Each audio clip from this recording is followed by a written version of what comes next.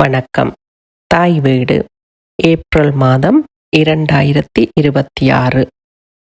கிரேக்க மொழியியலும் தொல்காப்பியமும் அங்கம் 10. மொழியியலில் கிரேக்க அறிஞர்களின் பங்களிப்பு. எழுதி வாசிப்பவர் நாகேஸ்வரி ஸ்ரீகுமரகுரு. கிரேக்க மொழியியல் வளர்ச்சிக்கு பெரும் பங்காற்றிய மொழியியலாளர் வரிசையில் மொழி வளர்ச்சிக்கு பெரும் பங்காற்றியவர் பண்டைய உலகின் மிக பெரும் தத்துவஞானி, விஞ்ஞானி, அத்துடன் பல்துறை வல்லுனர் அரிஸ்டாட்டில். இவரது மொழியியல் ஆய்வுகள் தனிச்சிறப்பு கொண்டவையாக கருதப்படுகின்றது. குறிப்பாக சொற்களை பற்றி இவர் கொண்டிருந்த கருத்துக்கள் இன்றளவும் ஆய்வுக்கு எடுத்து கொள்ளப்பட்டிருப்பது குறிப்பிடத்தக்கதோடு, பொருண்மையியலில் இவர் கொண்டிருந்த கருத்துக்கள் இயன்றளவும் ஆய்வுக்கு எடுத்து கொள்ளப்பட்டிருக்கின்றது. பொருண்மையியல் தொடர்பான இவரது சிந்தனை தனிச்சிறப்பு கொண்டதாக பார்க்கப்படுகிறது. இவர் 170க்கும் மேற்பட்ட நூல்களை எழுதியுள்ளார். இவருடைய காலத்தில் இவர் எழுதிய நூல்கள் அனைத்தும் கலைக்களஞ்சியமாக திகழ்ந்தன. வானவில், அறிவியல், விலங்கியல், இயற்பியல், புவியியல், உடலியல் ஆகியவற்றையும் பண்டைய கிரேக்கர்கள் அறிந்து வைத்திருந்த அறிவுத்துறைகள் அனைத்தும் பற்றி தனது நூல்களில் குறிப்பிட்டிருந்தார். அரிஸ்டாட்டில் தனது 17வது வயதிலே பிளேட்டோவின் அகாடமியில் கல்வி கற்கச் சென்றார். அரிஸ்டாட்டில் கிட்டத்தட்ட 20 வருடங்கள் பிளேட்டோவை மிஞ்சும் அளவிற்கு அனைத்து துறைகளிலும் கைதேர்ந்தார். அப்பள்ளியில் அரிஸ்டோட்டிலை அறிவுக்களஞ்சியம் என்று அழைப்பார்கள். இதனை அறிந்த அந்நாட்டு மன்னன் பிலிப்ஸ் அரிஸ்டாட்டிலை தன்னுடைய மகனுக்கு பாடம் கற்க அழைப்பு விடுத்தார். அந்த மகன் வேறு யாருமில்லை, கைப்பற்றுவதற்கு இனி தேசமே இல்லை என்று கலங்கிய அலெக்சாண்டர் ஆவார். அலெக்சாண்டர் பல நாடுகளை கைப்பற்றுவதற்கு முக்கிய காரணமாக இருந்தவை என்றால் அது அரிஸ்டாட்டிலின் போதனைகள் என்பது குறிப்பிடத்தக்கது.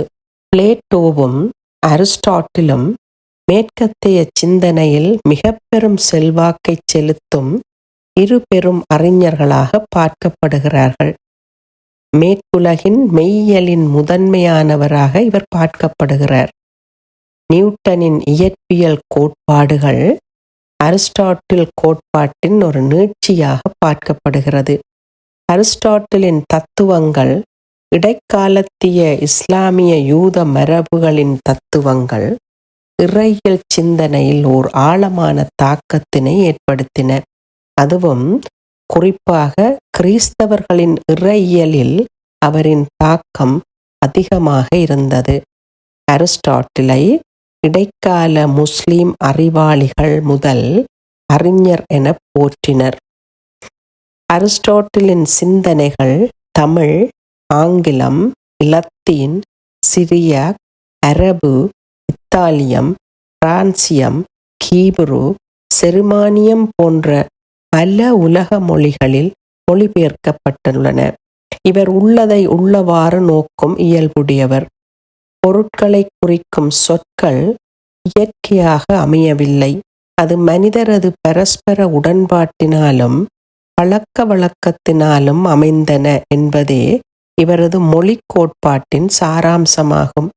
அரிஸ்டாட்டில் சொற்களை வகைப்படுத்தும் போது ஒரு தொடரில் இருவகை சொற்கள் சிறப்பிடம் பெறுவதாகவும், அவற்றுள் முதல் வகை சொல் பொருளின் தன்மை குறிப்பதாகவும், அதுதான் பெயர் சொல் எனவும், மற்றைய முடிக்கும் சொல்லாகிய வினைச்சொல் எனவும், இவற்றை இணைப்பது இணைப்புச் சொல் எனவும் வகைப்படுத்தினர். இணைப்புச் சொற்களையும் இலக்கண கூறாக கொள்ள வேண்டும் என்பது இவருடைய கோட்பாடு.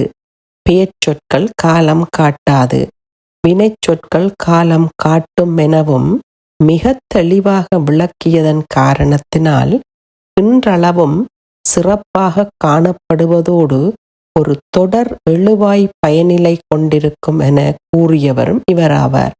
இவரின் மொழி ஆராய்ச்சியும் தத்துவமும் மேன்னாட்டு மொழி ஆராய்ச்சிக்கு பெரிதும் வித்திட்ட காரணத்தினால் இவரை மேன்னாட்டு இலக்கிய படைப்பின் தந்தை என்றனர். அரிஸ்டாட்டில் தான் எழுதிய தி இண்டிபெண்டன்ஸ் என்ற கட்டுரையில் ஹெர்மேனியனின் மொழி பற்றிய கோட்பாட்டினை ஆதரித்தார். மொழிக்கலையில் பிளேட்டோவை விட அரிஸ்டாட்டிலுக்கு மிகச் சிறந்த இடம் உண்டு. பிளேட்டோ போன்ற சில கிரேக்க அறிஞர்களது கருத்துக்கள் பிழையானவை என்பதே இவருடைய கருத்தாக பார்க்கப்பட்டது.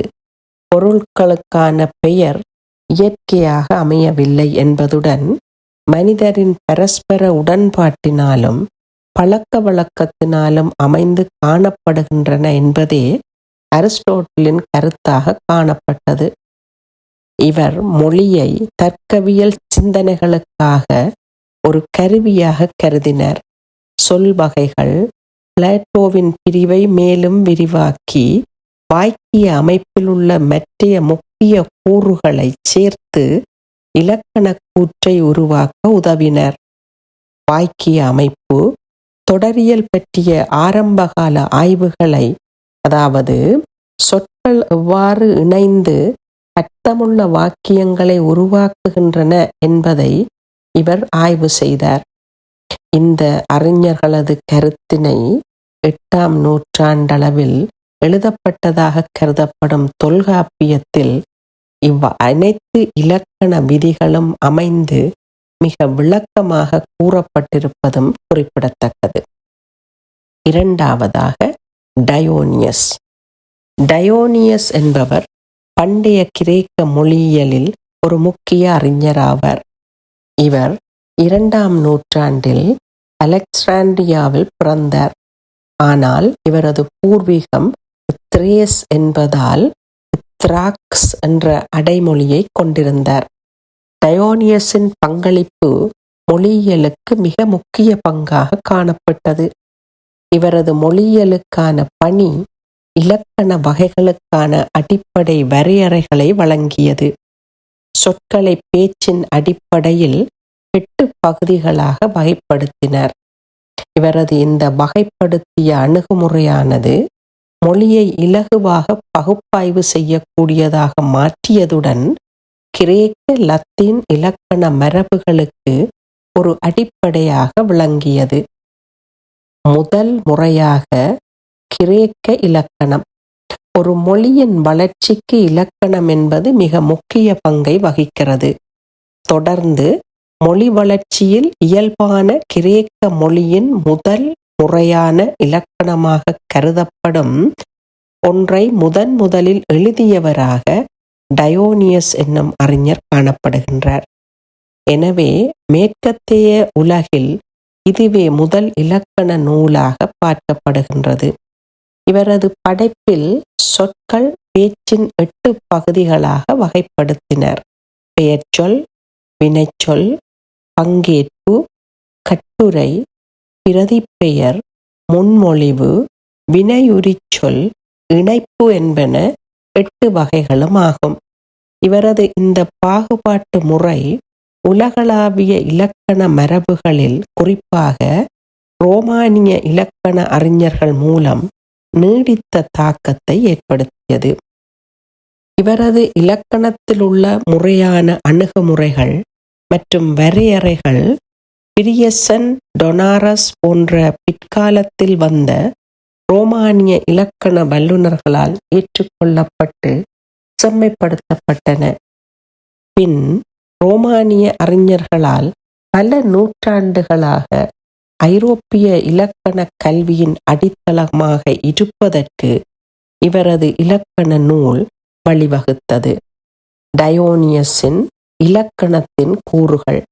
சீர் பற்றிய சரியான அக்கறையுடன் பயிற்சி பெற்ற வாசிப்பு, கவிதை உருவகங்களுக்கு ஏற்ப விளக்கம், வட்டார தனித்தன்மை மற்றும் குறிப்புகள் பற்றிய உடனடி அறிக்கை, சொற்பிறப்பியல் கண்டுபிடிப்பு, ஒப்புமைகள் பற்றிய துல்லியமான கணக்கு, கவிதை படைப்புகளின் விமர்சனம் என இலக்கண கலைகளை 6 பகுதிகளாக பிரித்தார்.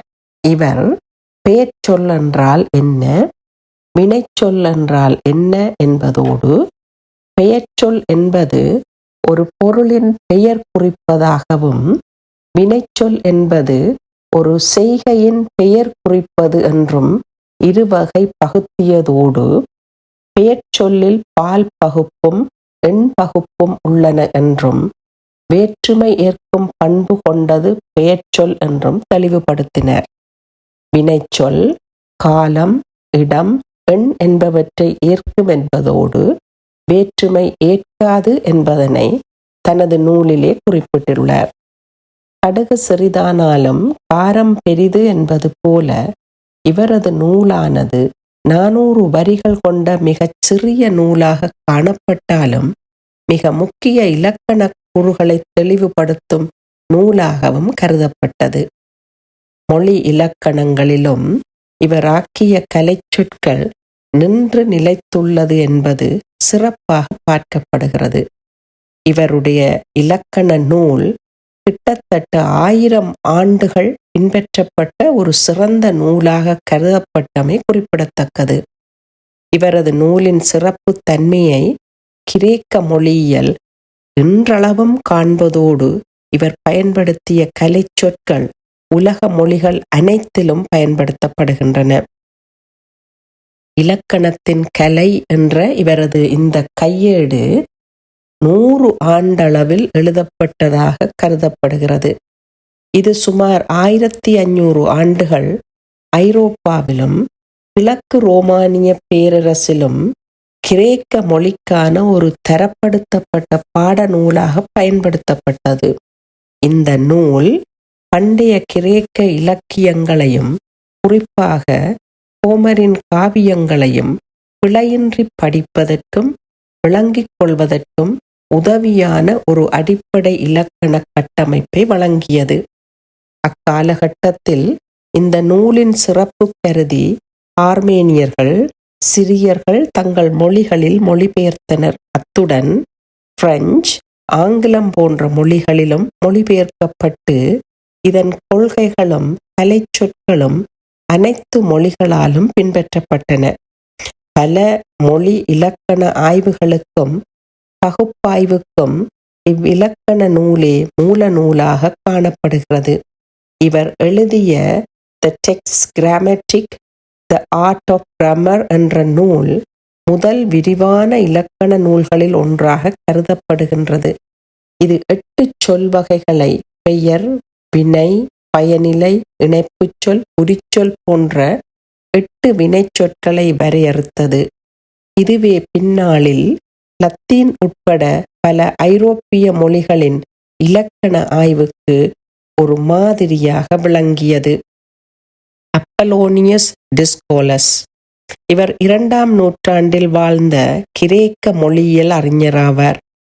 கிரேக்க இலக்கண அறிஞர்களில் மிகச் சிறந்தவர் அப்பலோனியஸ் டிஸ்கோலஸ் ஆவார். இவரது இயற்பெயர் அப்பலோனியஸ் என்பதாகும். டிஸ்கோலஸ் என்பது சிறப்பு பெயராகும். இவர் 30 இலக்கண தொகுப்புடைய நூல்களை படைத்துள்ளார். இதில் பெரும்பாலானவை தொடரியல் இலக்கணங்களாக காணப்பட்டன. தொடரியலினுடைய சொல் வகைப்பாடு பற்றி 4 தொகுப்பிலும் 3 சிறு தொகுப்பில் மூவிடப் பெயர்களையும் இணைப்புச் சொற்கள் பற்றியும் வினையடை பற்றியும் விளக்கியிருக்கின்றார். வாக்கிய அமைப்பை தர்க்க ரீதியாகவும் முறையான விதிகளின் அடிப்படையிலும் ஆராய்ந்தார்.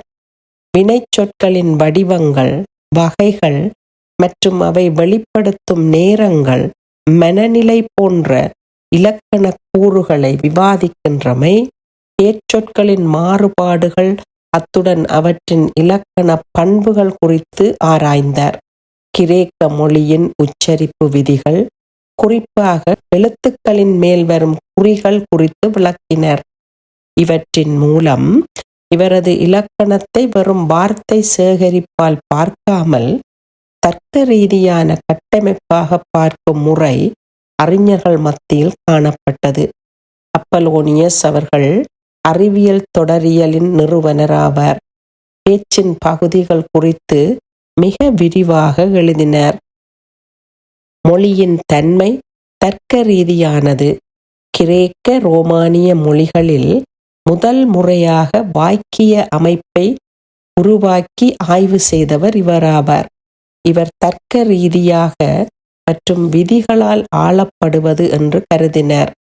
இவருடைய மிக முக்கியமான நூல் வாக்கிய அமைப்பு பற்றியதாக அமைகிறது. இவருக்கு பின்வந்த இலக்கண ஆசிரியர்கள், குறிப்பாக லத்தீன் இலக்கண ஆசிரியர் பிரியஷன், இவருடைய பணிகளை தன் ஆய்வுகளுக்கு அடிப்படையாக கொண்டார். இதனால் இவரை இலக்கண ஆசிரியரின் இளவரசர் என்று பிரியஷன் அழைத்தார். இவருடைய பங்களிப்பு ஐரோப்பிய மொழியியலில் சிந்தனையின் அடித்தளமாக அமைந்தது.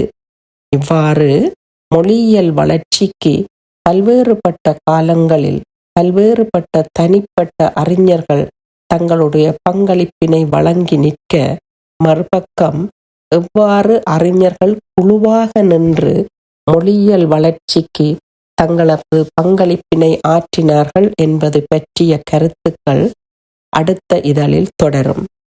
நன்றி, வணக்கம்.